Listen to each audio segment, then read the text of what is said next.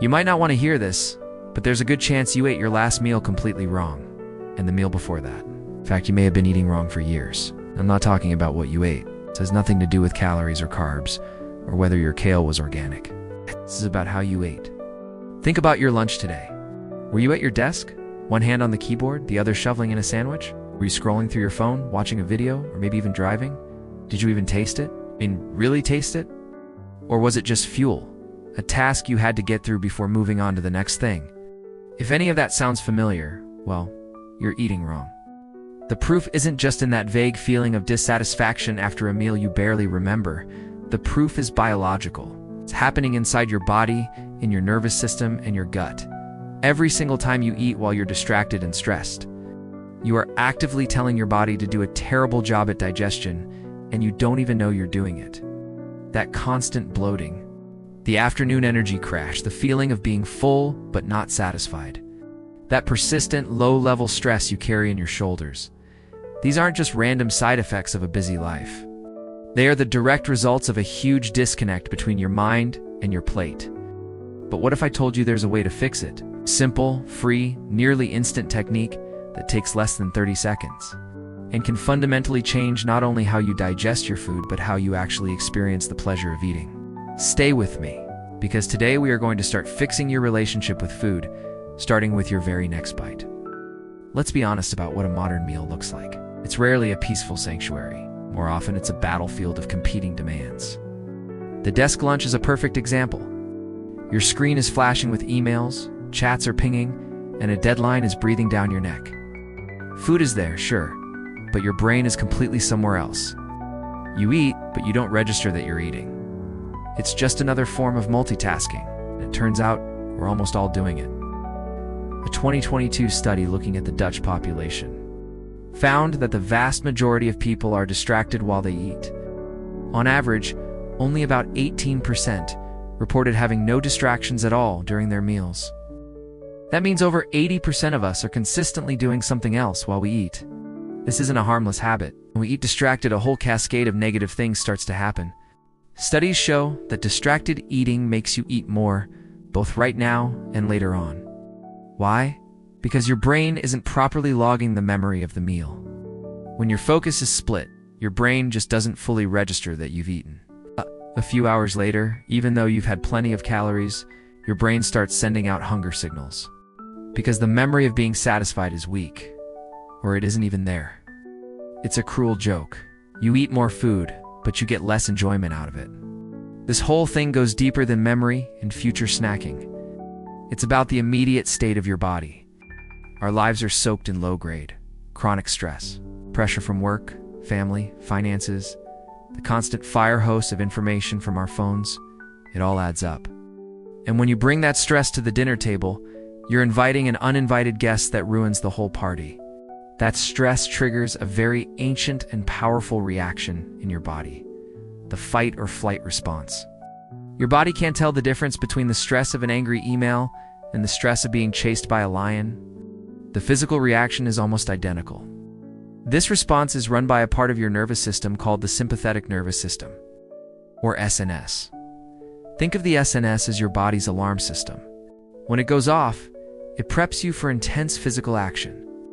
Your heart rate shoots up, your blood pressure rises, your muscles get tense, and your breathing gets shallow and quick. Your body gets a flood of hormones like adrenaline and cortisol, which are designed to give you a surge of energy, so you can either fight the threat or run for your life. It's a brilliant survival mechanism. It's kept us alive for thousands of years. But here's the most important part. The absolute core of the problem. While your body is getting ready for battle, shuts down or slows down every system that isn't essential for immediate survival. And from a survival point of view, what's one of the first things to get sidelined in a crisis? Digestion. Eating your lunch while you're stressed out is biologically like trying to have a picnic in the middle of a war zone. Your body is on high alert, sending blood and energy away from your stomach and intestines to your arms and legs. You produce less saliva, which has key digestive enzymes. The muscular contractions in your gut that move food along, called peristalsis, slow way down. Your whole digestive process gets put on hold. All of this leads to that familiar list of problems: bloating, gas, indigestion, heartburn, and cramping. You aren't just eating wrong in some abstract sense. You are actively creating the perfect conditions for a digestive nightmare. To really get why a stressed-out meal is so bad for you, we need to look at the other side of your nervous system. If the sympathetic side is the fight or flight gas pedal, its counterpart is the parasympathetic nervous system, the rest and digest brake pedal.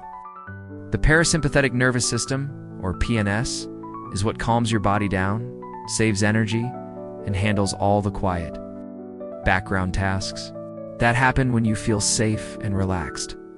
When your parasympathetic system is in charge, your heart rate slows, your blood pressure drops, your muscles relax, and your body can finally get to the important business of healing, repairing, and digesting. On the PNS is like flipping a switch. From emergency to all clear, it's the signal that tells your gut it's safe to start working. Blood flows back to your digestive organs. Your stomach produces the acid it needs. Your pancreas releases enzymes. Your intestines can finally absorb nutrients properly. Here's the catch. These two systems, sympathetic and parasympathetic, can't be in charge at the same time. It's one or the other. You are either in a state of fight or flight or a state of rest and digest. There is no middle ground. Every single time you eat while you're stressed, anxious, or distracted, you're trying to force your body to digest, while the fight or flight system is running the show. You're flooring the gas and slamming on the brakes at the same time, and your gut is caught right in the middle. Let's talk a bit more about cortisol, the famous stress hormone. When you're always stressed, your body is pumping out cortisol almost non-stop. In short bursts, it's useful. But high levels of cortisol over a long time are a disaster for your body, especially your metabolism and appetite. Cortisol can actually make you hungrier, specifically making you crave high-fat, salty, and sugary comfort foods. It's a twisted cycle. The stress that stops you from digesting properly also makes you want the exact foods that are harder to digest. On top of that, chronically high cortisol tells your body to store fat, especially visceral fat around your organs and your abdomen. This isn't just any fat, it's the dangerous kind, linked to a much higher risk of heart disease and type 2 diabetes. So the cycle is vicious. Stress leads to bad digestion, which causes discomfort. That discomfort becomes another source of stress.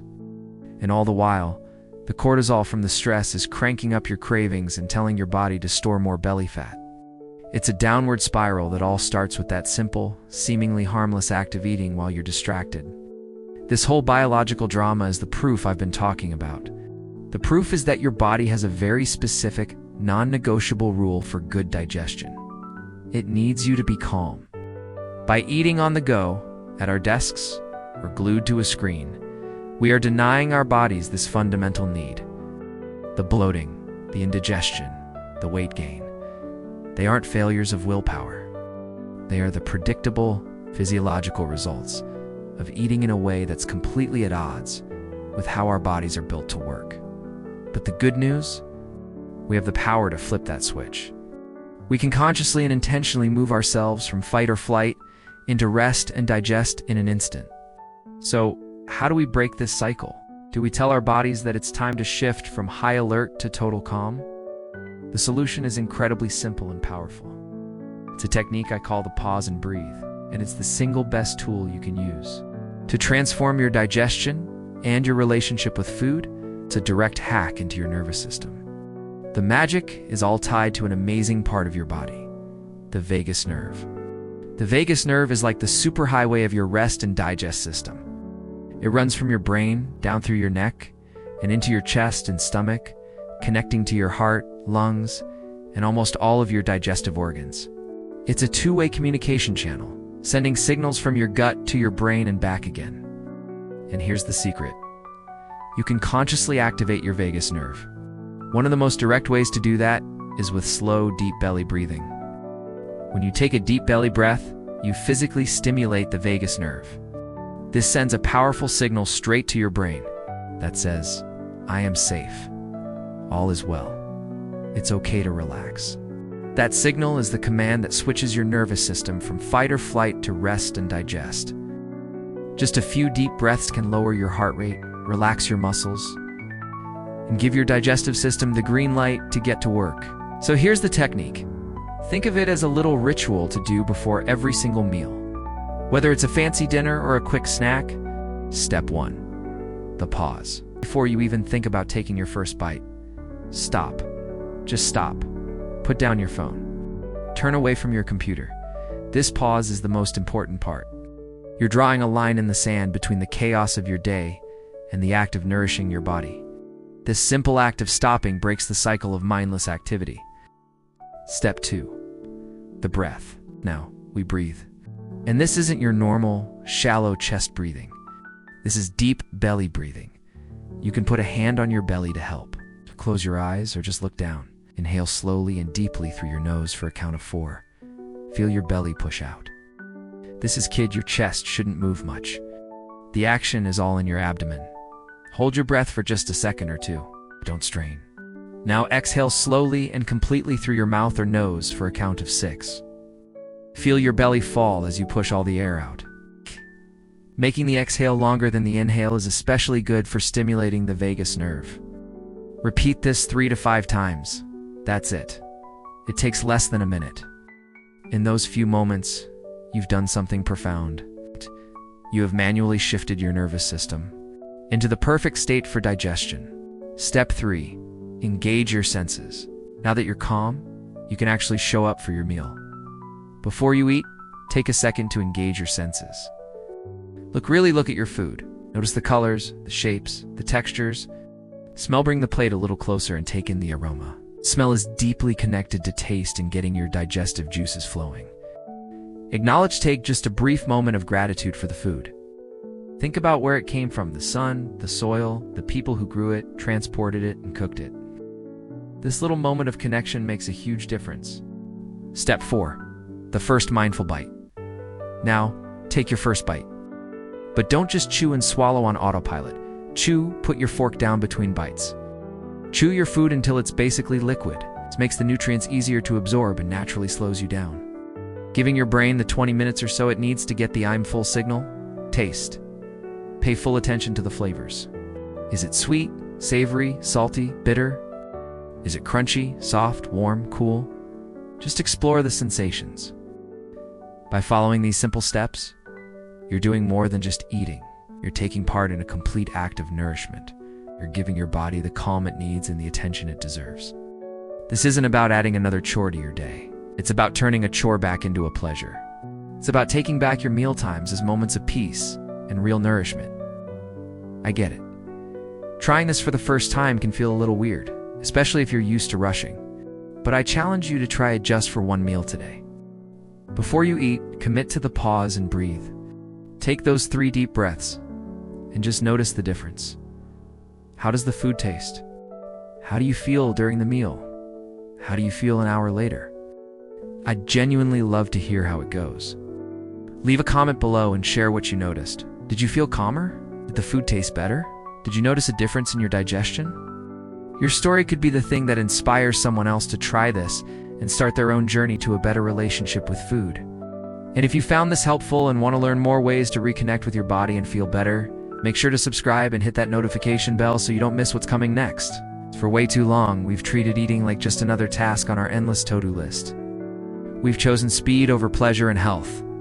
We've accepted bloating, indigestion, and post-meal sleepiness as normal, when they are actually clear signals from our bodies that something is deeply wrong. The proof is undeniable. Eating while stressed is eating wrong. It messes with a delicate and ancient biological process that absolutely requires you to be calm and present. But the power to change this is completely in your hands. It's in your breath. It's a simple, intentional act of pausing and taking a few deep belly breaths before you eat isn't just a nice idea. It is a direct and powerful physiological hack. It's you consciously taking the wheel of your own nervous system, shifting your body out of the fight or flight mode that crushes digestion and into the rest and digest state that allows it to happen. This isn't about another diet or restriction. It's about permission. Permission to slow down. Permission to truly enjoy your food. Permission to treat your meals not as a race to be won, but as a ritual to be savored. By doing that, you won't just improve your digestion, lower your stress, and maybe even manage your weight better. You'll also rediscover one of life's most basic pleasures, the simple, profound joy of eating. Your body already knows how to do this. All you have to do is pause, breathe, and let it.